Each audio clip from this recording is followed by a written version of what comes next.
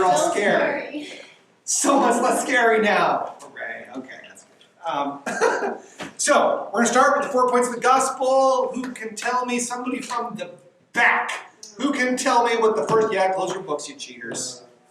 All right, what's the first point of the gospel? Where do we got to start? All have sinned. All have sinned. Gold star. Everybody's sinner. That's not fun, but that's important to start with. Okay, it gets worse before it gets better. Who can tell me the second point of the gospel? What is it? The wages of sin is death. The wages of sin is death. That's right. Or another way we say that is that there's a high price on sin. Everybody's sin. We're like, okay, fine. Everyone's done things wrong. Blah blah blah. But the really bad news is it's going to cost you. Sin is going to hurt. There's punishment that's coming for it. Okay. Third point of the gospel. Jesus paid for that sin? That's right. Give me some up top. Boom. Yeah, that's right. So the third point of the gospel is that Christ paid that price for you. So the wages of sin is death, but Jesus died to face it for you. You already did one. Somebody else. Tell me what the fourth one is. Yep. You have to personally accept it. That was sort of muffled, but it was correct. That's right. You must personally accept Christ's payment. Right. So the fact that Jesus died for everybody is super, super good news. But the gift is not yours until you receive it. So God is not going to force people into heaven. How many of you agree with me that I wish He would just force people into heaven? And it's better for them, right? Make them eat their vegetables. But God made us in His image. Part of being in the image of God means that you get to make decisions, and that then you have to live with the consequences of those decisions. So it's kind of a terrifying responsibility, really. All right. So the Roman road verses. So they cover those same 4 points. Who has learned the Romans road verses? I know that you have. I assume you still remember from last week. Yeah, you want to start us out? What's the first one? For all sin and form God? Yeah, you started out right. All sinned and come short. To the glory of God. There it is. And you know the reference for that? Extra five. Romans Yeah. 2. Nope. 3. Yeah. Somebody help her out. 3. Nope. What is it? Romans 3:23. Romans 3:23. But you had the first right. So Romans 3:23 says that all have sinned and come short of the glory of God. Which just means nobody's perfect. And you ought to know that. If you haven't figured that out already, we got problems. All right. Next verse of the Romans road. I know it's 6:23. That's right. Romans 6:23. But you know what it says? Dude, this is the shortest one. It's the easiest one. I'm not trying to make fun of you. What do you think? For the wages of sin is death, not. Dot, dot, dot, dot. That's right. See, if you had the whole thing, it's longer. That's true. But yes, Romans 6:23 said, for the wages of sin is death. What's a wage? Kind of. What's Burden. Yeah, kind of. None of you are employed, I can tell. A wage, some of you are like that. I find that offensive. Yeah, you earn money. You earn money? No, she was looking at me. No, I was just trying to decide here who's got money. Grace babysits. Grace is like a platinum level babysitter. So Grace, how's that work? What do you get paid an hour for babysitting? I mean, it depends. Like if it's somebody good, not somebody cheap like the McSeventies. Anyway. If it was something good. Give it a pizza. Like what's it like? I really have no idea. What's it going rate for babysitting these days? Like it was like 2 kids. Like probably $5 to $10. Is that it? Oh boy, that's brutal. Okay, so let's say for the sake of argument, it's $10 an hour. So somebody says, Grace, I will pay you to watch my 2 terrible children, and they will abuse you for 3 hours, but I will give you $10 an hour for doing it. Right? That $10 an hour. That $10 an hour. And she says, okay, I really need to get some latte money, so I'm going to do it. So she agrees to do it. So the $10 an hour is her wage. So she puts the 3 hours in, and those children nearly kill her, but she survives. At the end of it, what does she expect? Somebody help me with math. Do you need more cookies? $30. $30. That $30 is her wage, right? So a wage is something that you earn. It's something that's like the agreed upon deal. Everybody knows what the deal is. So that's her wage. So when the Bible says the wages of sin is death, what it's saying is that what you have earned by your sin is death. Now, if Grace got to the end of her 3 hours, and they said, you know what? We just decided that we're not going to pay you. Like, we just don't think that we should do that, so we're just going to keep the $30, and you should have a nice day. Grace, what do you think of that? Whoa. I mean, I can't really do anything. She's moving on with her life. There's nothing she can do about it, right? But how do you feel about it? Like, tell us about your feelings, Grace. He doesn't care because she probably killed the 2 kids. She says, if I'll never tell you where I buried the bodies. No. Obviously, it's super upsetting. Like, it's super upsetting. If you earn something and then they don't give you what you earned, like that's super upsetting. And God is of course not going to do that. It would be unfair for God to not give people what they've earned. But the bad news is this is a wage you'd really rather not be paid, because the wages of sin is death. By breaking God's laws, by taking the life that He gave us and using it to disobey Him, we've earned death. And God is going to pay those wages. Okay, next verse. What's the next verse of the Romans Road? Who knows? Did you get the cookie already? Jamie, this girl needs a cookie. She said no, you sure? All that's left is the white macadamia, so I can understand that. But okay, good morning. All right, so, come on, third verse in the Romans Road verses. Who knows it? I'm going to start calling people. Everybody put their hands up. Good. Sorry. Grace? Good. What is it? I'm kind of cheating. Oh. Okay, only half of those work. Go ahead, tell me what it is. Romans 5:8. Uh-huh. And what's it say? Do you know? But God commanded His love towards us, and not while we were yet sinners, Christ died for us. So God commendeth His love towards us in that while we were yet sinners, Christ died for us. You don't have to clean yourself up. You don't have to get better. You don't have to hit some kind of a bar. You don't have to keep 5 out of the 10 commandments in order for God to save you. God came to save sinners, right? There's number 3. Christ paid that price for us. The last verse of the Romans Road. Did anyone learn that? Romans 10:9. That's If right. thou shalt confess with thy mouth the Lord Jesus, and believe in thine heart that God raised him from the dead, thou shalt be saved. Double high five. It's a double high five. That's what I'm talking about. All right. So, Romans 10:9 says, that if thou shalt confess with thy mouth the Lord Jesus Christ, believe in thine heart that God has raised him from the dead, thou shalt be saved. So, in order for people to get saved, they gotta personally believe it. It has to be in their heart, it has to come out of their mouths, and it has to be about the real Jesus Christ, the one that actually rose from the dead. Those are the key points of that. So we talked about a lot of that last week. So, unless somebody has any questions, which I'm happy to, if someone's confused about some of the stuff we talked about last Sunday, I'm happy to take some time to do it. Okay, if it comes back to you, raise your hand.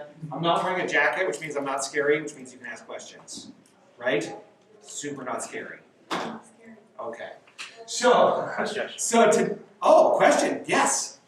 Actually, when you Hit it. it seems like people are more,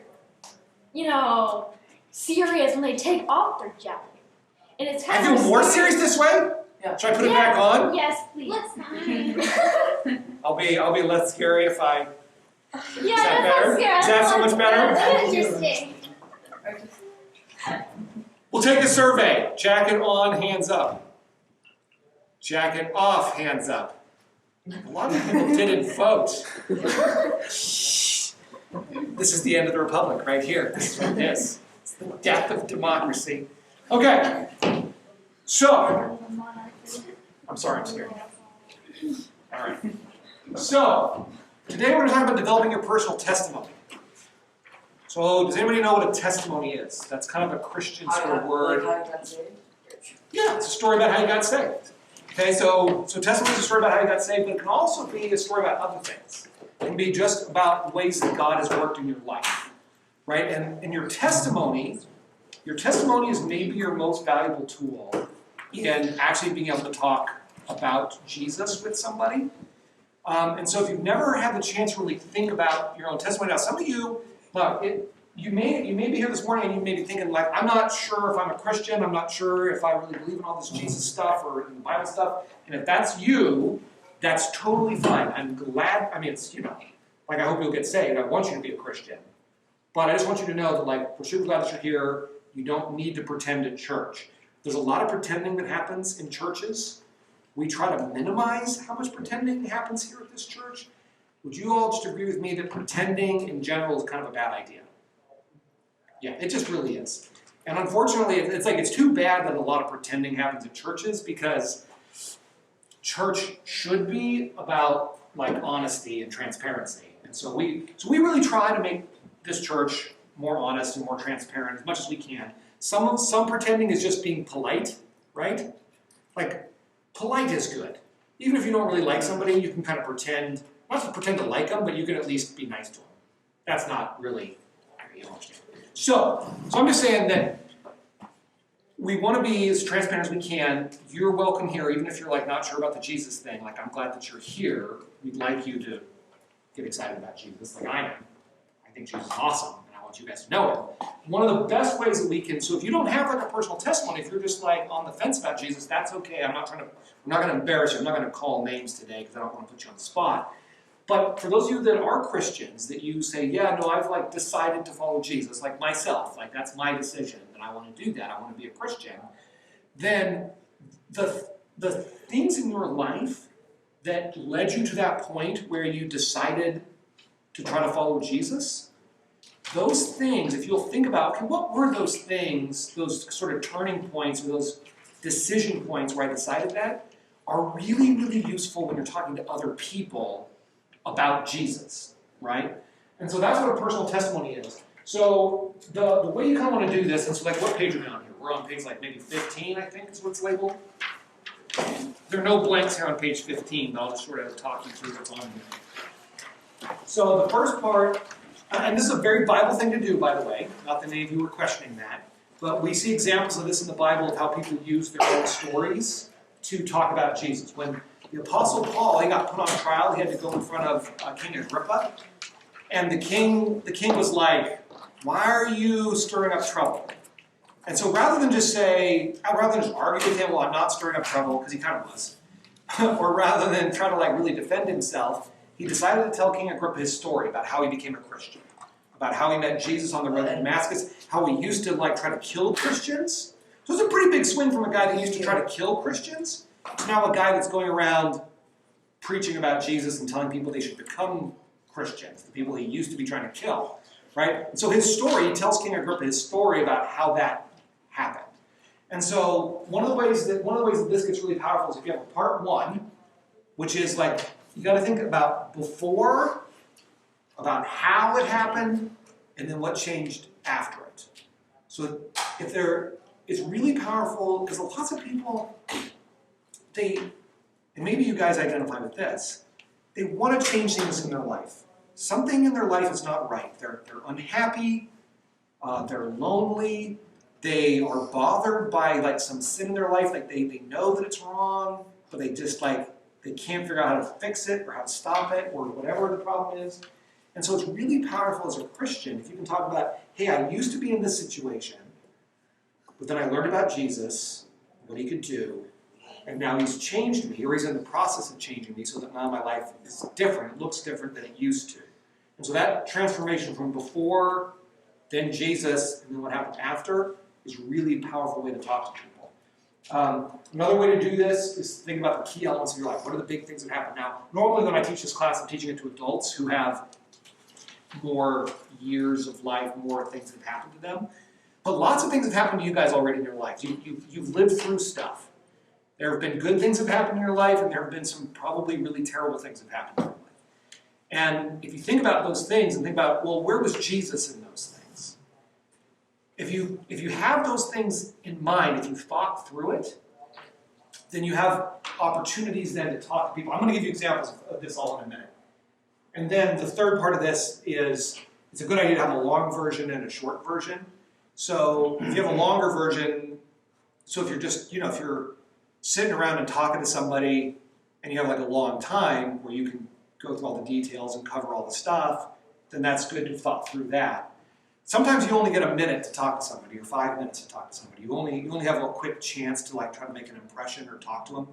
And it's a good idea to have some of those, to have like a short version in mind also.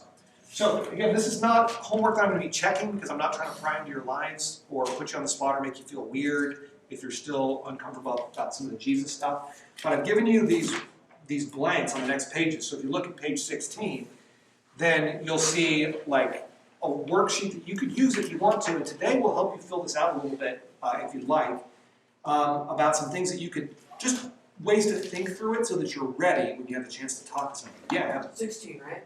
Page 16. Page 16, that's what it is in mine. Is that what it is in yours? Yeah, Yeah, page 16.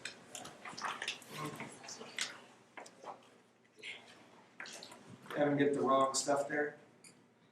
On that wrong one. Yeah, that doesn't. Oh. Okay, we got it figured out. Okay, so the before, you can just read there, like before you became a Christian, what was your life like? Some of your needs, hurts, what was missing in your life, what were the sin, there were destructive cycles you felt trapped in, what solutions did you try that didn't work, stuff like that. Then how, what were the circumstances that caused you to consider Christ? Talk about how you came to Christ. It's really good if you could include the 4 points. And then after. So, let me tell you guys some of my testimony. You want to hear some of my story? Okay. Yeah?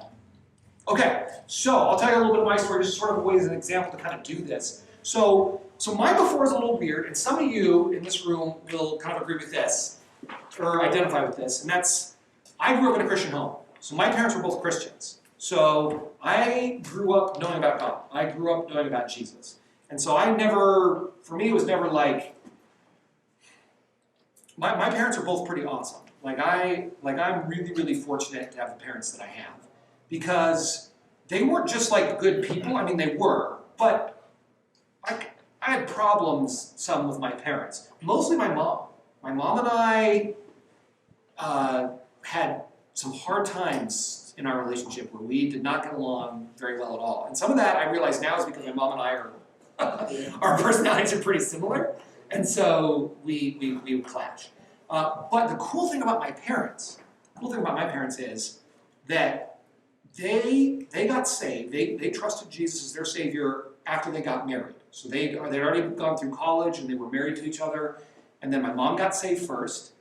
A friend invited her to church, and she went with a Billy Graham video. And they just watched Billy Graham on the TV, and he talked about how everybody was a sinner, and that sin was going to keep you out of heaven, sin was going to put you into hell if you didn't get it taken care of, but that Jesus died on the cross for you so you wouldn't have to go to hell, and that if you just ask him, he'll save you. And so my mom believed that.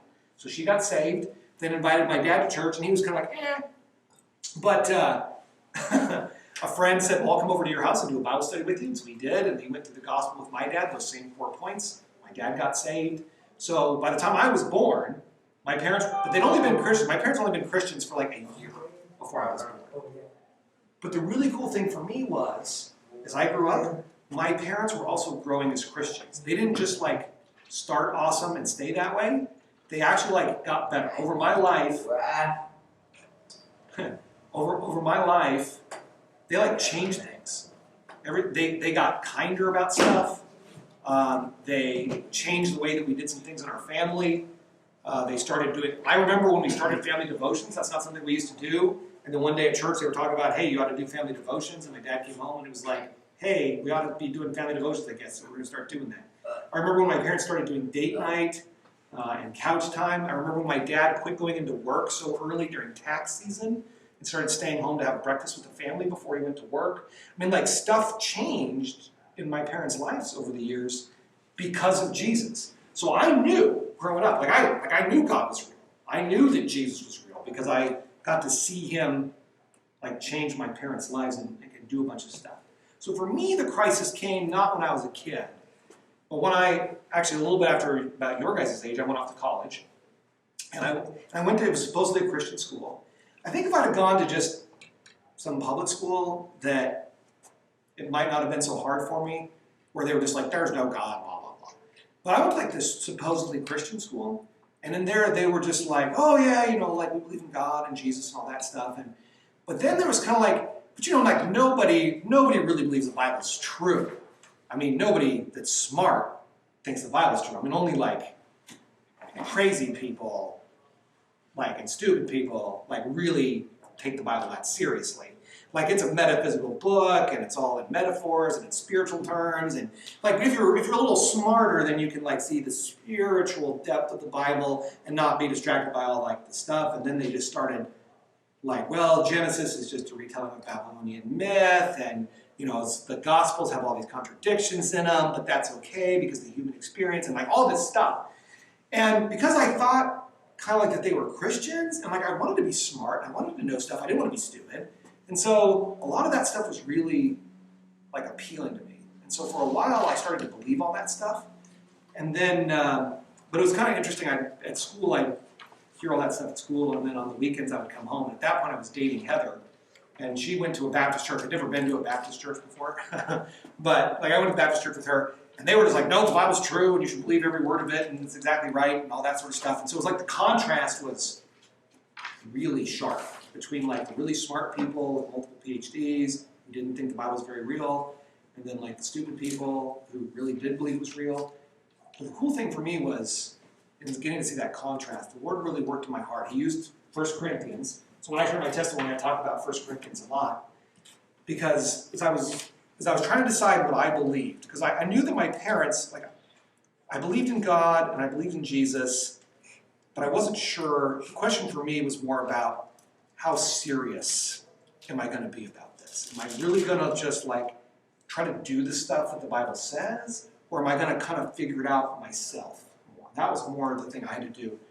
But in 1 Corinthians, when I share my testimony, this is the long version.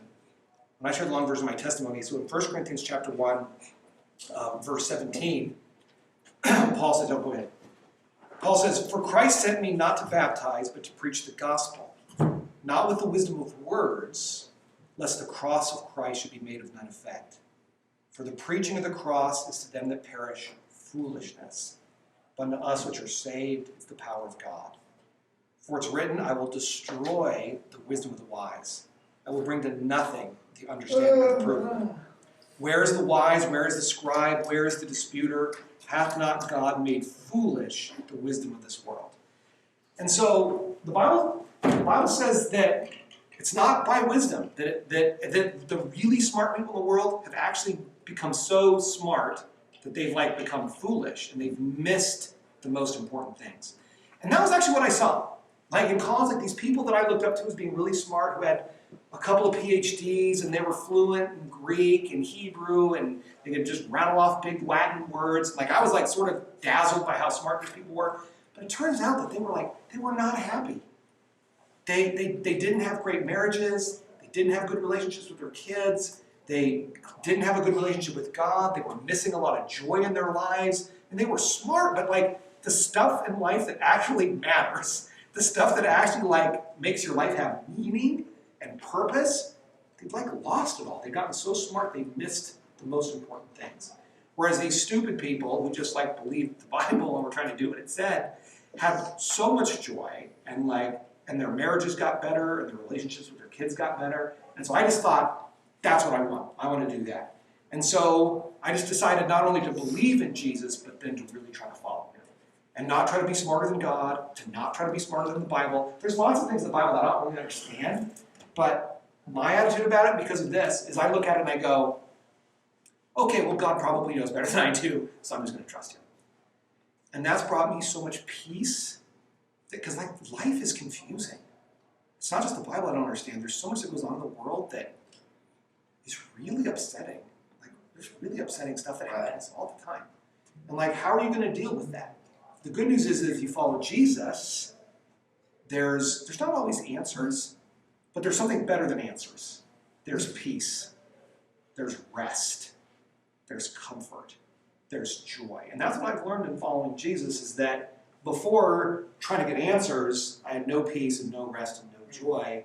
And after I decided to follow Jesus, even though things are still hard and confusing, there actually is joy. There actually is rest. And there actually is peace. And so that's kind of my testimony about how I really came to follow Christ. So that's all obviously 100% true. I didn't make anything up. But I don't know if you could kind of follow the key elements of how I did that. Now, obviously, I have some more life experience than you guys, but that only runs up really through college. You know, the second part of my testimony has to do with when my daughter, when Evangeline was born. And, you know, she started having seizures when she was just like a week old. And so that's sort of the second part of my testimony that I use when I'm talking to people. But so I have the before, which in my case was, you know, pretty good, growing up in a Christian home. But then, like, okay, when my faith really got challenged in college, when I really had to decide, do I really believe this stuff like mom and dad and the people back home? Or am I going to, like, be smarter than them? And then that's how through the Bible, I've got kind of a hold of my heart about what's really going to matter in life, and then what's changed in my life since then. Does that sort of make sense? Anyone have any questions about that or about my testimony? You can ask me questions. Today we're telling stories. Like that's all that we're doing. We're telling stories today to kind of help you guys as you think about things you might want to write in your worksheet. Yeah, Aiden? I hope that's you. So I've been baptized twice. So I got baptized when I was like 7 or 8 years old, and Pastor Al's whole team baptized me. So he's still alive, and so I actually jointly did a funeral with him, and so I got him to sign my Bible, which is pretty cool. But I got the guy that baptized me to sign my Bible. So Pastor Al baptized me, but then after my college experience and all that sort of stuff, I just felt like my faith had really become more my own, not just my.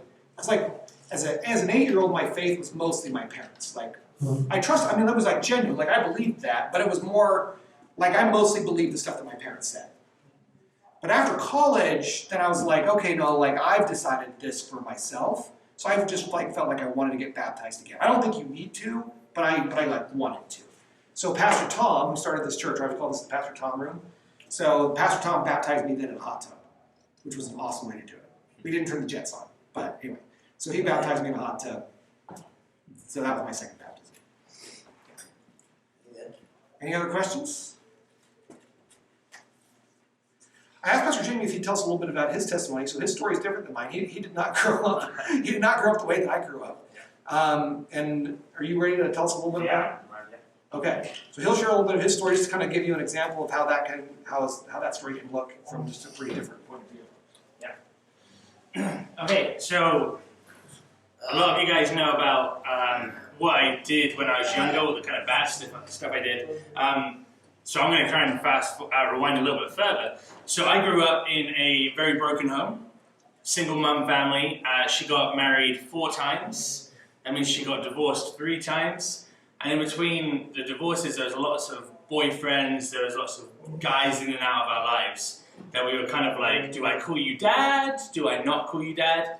Which made me have father issues, which is kind of funny because today's Father's Day, right? So it's kind of like, today kind of sucks for me. Like, I don't like it because I can't really call my human, real dad, because he was never really a dad to me.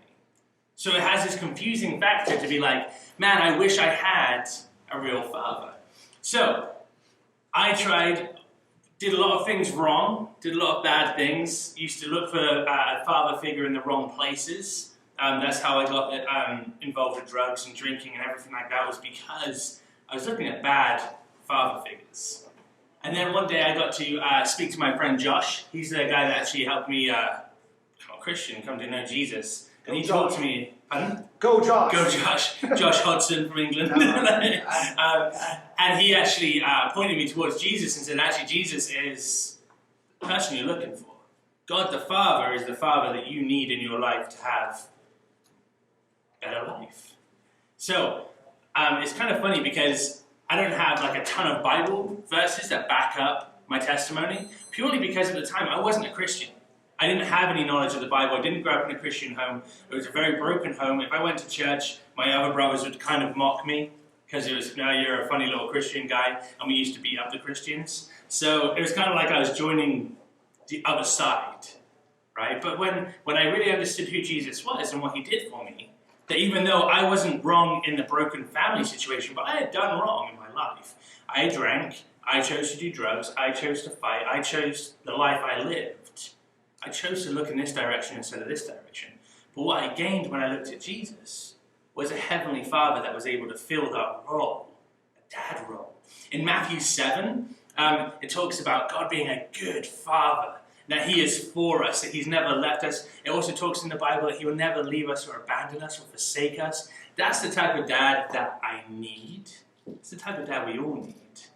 And that's something that's incredible about your testimony. It's not just about like, I was in a really bad place, I need to stay in a sad, sad place because that's how it's going to be.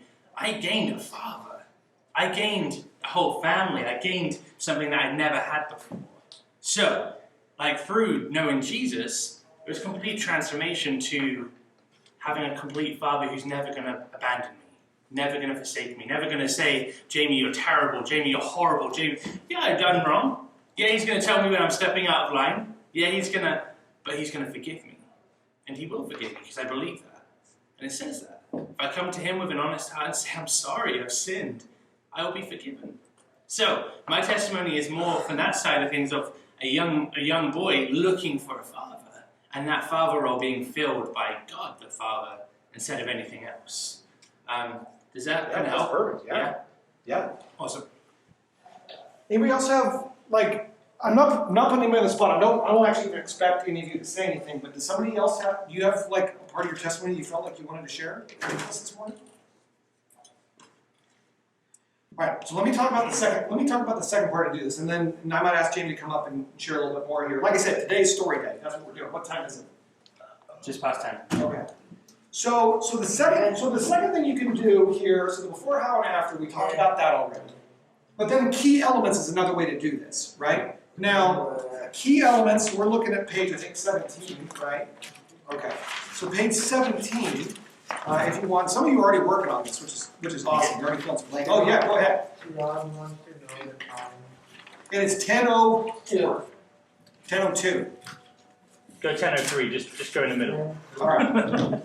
Okay, so key elements. So key elements is if there's things in your life that you've experienced. So sometimes when we're sharing our testimony, we're talking about how do we come to know Jesus, or how do we come to decide to follow Jesus, right? But the other way that you can get a chance to talk about the gospel, or that you get a way to talk about the 4 points with somebody, is not necessarily about how you got saved, but about something big that happened in your life that God really worked through. Does that sort of make sense? It's very quiet in here. I know there's playing music out there. You're all excited. Right? So something big that happened in your life. Now, a lot of this is going to come out of your family. What was that? Your pets count? Sure. Yeah, pets is a good idea. Yeah. If there's something that happened in your life that was big around a pet, then you can for sure use that. That's a good opportunity. So let me tell you. Let me give you an example of that, Evan. So my mother loves animals. She's a veterinarian. I don't know if you know that. So she's a doctor of veterinary medicine. So she worked in vet clinics for most of my childhood. But then she retired. But after she retired, she decided to go do a free vet clinic for homeless people down at the Union Gospel Mission. And one of the reasons she decided to do that is like a lot of folks that are homeless, they don't have a home, they don't own much clothing, they don't own much of anything. But what they do have is a pet. And that pet is the only person in the world, it's the only person in the world that they trust. And a lot of those folks that are homeless are that way because they have been betrayed over and over and over and over again. They have been through just horrific stuff. And the only person that's never betrayed them is their dog or their cat or whatever. That's it. But they can't afford medical care for them. So my mom started, it's still going. She doesn't work there anymore, but she started that clinic down at the mission to just do free animal care for those pets. But that gave her a great opportunity by caring about people's pets to talk to them about how Jesus cares for them. And that Jesus is never going to betray them either. Jesus is never going to abandon them. Jesus is not going to stab them in the back. And so it was a really, really cool opportunity for her to relate to people through animals, right? So yeah, absolutely. If there's some big story in your life that revolves around a pet, that Jesus is a part of that story, you can use that story about your pet to then talk about Jesus. That's a super cool way to do it. So family's one way. Health, if there's some of you already dealing with some major things, if you have health problems, things like that are going on, maybe legal problems, I don't know. But like Pastor Jamie, that could have maybe applied to you. I don't know if you ever got in trouble with the law. But, okay, well, yeah. So, or other things. There may be something else on this list. You know, when I do this for the adults, we have things like problems with your kids, or problems like in your career, or getting laid off, or stuff like that. You know, I don't think any of you have children yet, but you know, if you lost a job, or you know that time that people offered to pay you $30 to watch their terrible children, and then they never paid you. You know, who knows what story you might have about that. But let me give you an example from my life of how this is done, and then I think we'll be done, or if we've got time, I'll have Pastor Jamie if he wants to do one too. But, so for me, obviously, you all probably know what I'm going to say. My story, and I get a lot of chances to talk about Jesus because of my daughter, Evangeline. And so what you may not know about her is that when she was born, we thought she was healthy. There was nothing wrong with her that we could tell, which wasn't true. But she had her very first seizure. She was only a week and a few days old, and it was on Mother's Day. She had her first seizure as a 1 week old on Mother's Day. And that was so we spent Mother's Day in the hospital. And since then, we've spent a lot of holidays in the hospital. We spent Christmas in the hospital. We spent the whole month of July in the hospital, which, by the way, there's actually an awesome view of the fireworks downtown from the pediatric intensive care unit. But she just has enormous problems. And the big problem with that for me as a father is that, like, it hurts. It's not just that, like, some disabilities, the kids aren't really in pain, but Evangeline deals with, like, a lot of pain. Actually, I did almost spend Christmas in the hospital. Did- I was paralyzed.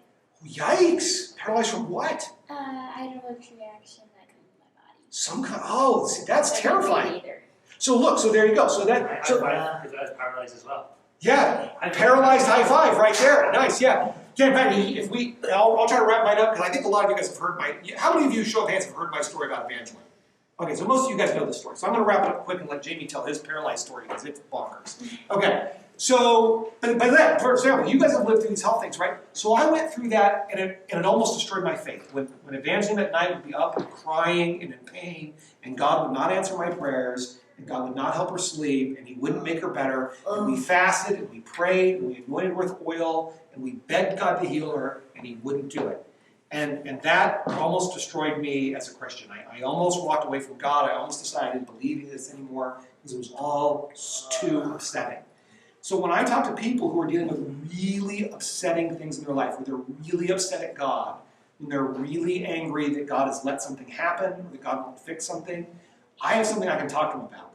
I can share my experience about how when I was really upset with God, and this incredibly upsetting thing that's happened in my life, but then I can talk about how Jesus has changed that to actually become, like, it's still sad, I'm still super sad about it, but along with that sadness, God has supplied joy, He's supplied comfort, He's supplied peace. Obviously, not only did I say a Christian, I mean, God actually kind of used that to make me a pastor. So it's a really cool thing what Jesus can do in your life, and I get to talk to people about that. Jamie, you want to tell us your story before we run out of time? Yeah. Okay. Just think of as well, one other example, we've got family stuff here. That includes, like, moving house. If you ever had to move from somewhere to somewhere else, a job that you've had to help with, anything like that, they can all be used in your testimony. And remember, it doesn't always have to be doom and gloom. Right. Obviously, we can see when God's pulled us out of sadness into happiness. There's a real good thing you can see there. But it doesn't always have to be explained that way. Right. You know, God is consistent. You can share a testimony about consistency, how God has come through every single time for you. That's a good thing too. But anyway, just off the top of my head. Sorry. That's good, yeah. So I went to Greece. I went to Corfu, which is an island off of Greece. And why not? Why wouldn't go there for a family holiday? It was the first time we were going as a family for a very long time. I was about 11 years old. Me and my older brother John decided to go and swim in a saltwater swimming pool. Why not? Because there's like a normal swimming pool, but you could swim in a saltwater swimming pool. So why not just go in the sea, huh? I don't know, we just did it anyway. So we're there, we're swimming in this saltwater swimming pool, and we're diving in and we're jumping onto the inflatables, and one of us will sit on it and shoot the other one, and then about an hour into it, I feel a pinch on my leg. And I'm like, what is that? And I just see this little insect thing that's bitten my leg, and I whack it, boom! And I take the body off, and I'm like, whatever, haha, sucker, you ain't getting me. Continue to swim. Literally 5 hours later, I'm having to pull myself up a flight of stairs because my legs are losing feeling. 7 hours later, I'm in my bed, and I'm paralyzed basically from the waist down. The next day, I'm paralyzed from basically chest down. I can still move my arms, but it's like no feeling in my legs whatsoever. In the middle of Greece, having to Greece healthcare, by the way, phenomenal, really good as you can imagine. And again, there's this amazing moment that my nan actually saved me from being in a wheelchair for the rest of my life. Because when the Greek doctors and surgeons put me on a X-ray table, they put me on there and they took an X-ray and they saw there's a line through his hip. His hips are broken. We're going to have to do surgery.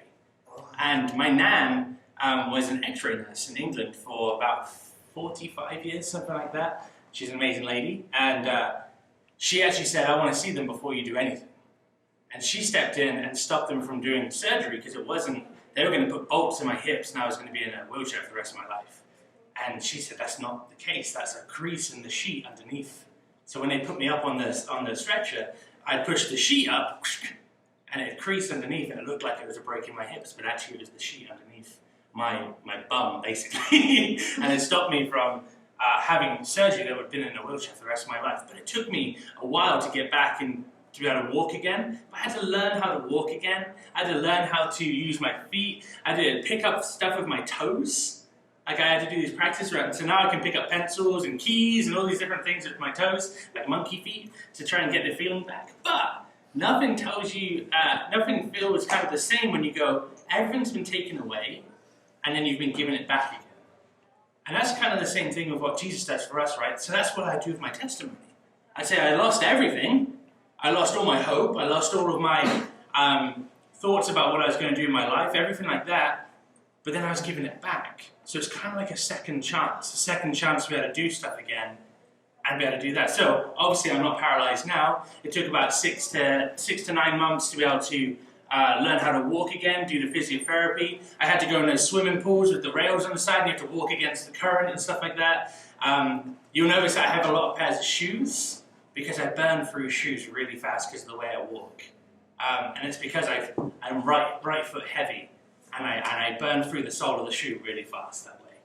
Kind of funny, little thing. Not that I like collecting shoes, I do, but also there's a reason for it as well. But when you get given a second chance like that, it kind of opens your eyes to a bigger picture. And that's kind of what Jesus does. When he comes in and he says, I can give you a second chance at life. You don't have to live this way anymore. You don't have to have fear. You don't have to have doubt. You can have life in me instead. So, I had a chance in a hospital. We got flown from Corfu to Athens on a Learjet. Has anyone seen James Bond movies? Tiny little, like, an airplane that would fit in this room. Just me and my mum. And there was a fridge full of Fanta. And it was like, this is amazing. And I was like, do I get to have as many of those as possible? And they're like, yeah, you can. And then I drank like 8 cans of Fanta the whole flight. It's a really bad idea because then I had to go to the bathroom for a long time. Anyway, we get back and we fly from Athens to London. London to basically the hospital where my auntie works, which is fantastic, but it's in the middle of London as well. And I spend the next 6 to 9 months trying to get rehabilitated to get back to myself again. But that's kind of my story for being paralyzed in Greece by a hookworm. And it gave me a thing called osteomyelitis, which is breaking down the bone marrow. So if I was ever to show you an x-ray of my right heel, there is a tiny hole in the back of my right heel, and I have no cushion on my right heel, which is why I'm right foot heavy. Okay, so it basically breaks it down so they can start breaking down your cushion and your marrow and your bone, and then the hookworm would change it out with nasty stuff, put your blood in the system, nasty stuff into your system, and it would take everybody that way. So, there's lots of ways I could talk about it. That hookworm being sin, being Satan, attacking me, whatever, paralyzing me, take away my hope, take away my dreams, all that stuff. Jesus coming in and saving the day. You could do all that kind of parallel stuff if I needed to. But it's just that type of thing of like using a big instance in my life where I lost everything, but had it back again because of someone coming in to save me, just like Jesus did. Does that make sense? Oh, yeah, it's good. Okay. So don't go too far. Okay, so that's a bunch of stories, but if you get anything from this, I hope that one of the things you'll really take away is to spend some time and think about your stories, things that happened in your life, how it relates to Jesus, especially if that's the decision that you've made, that you want to be a Jesus follower. How did you get there? How did you decide that you wanted to trust Christ? How did you decide that you wanted to follow him?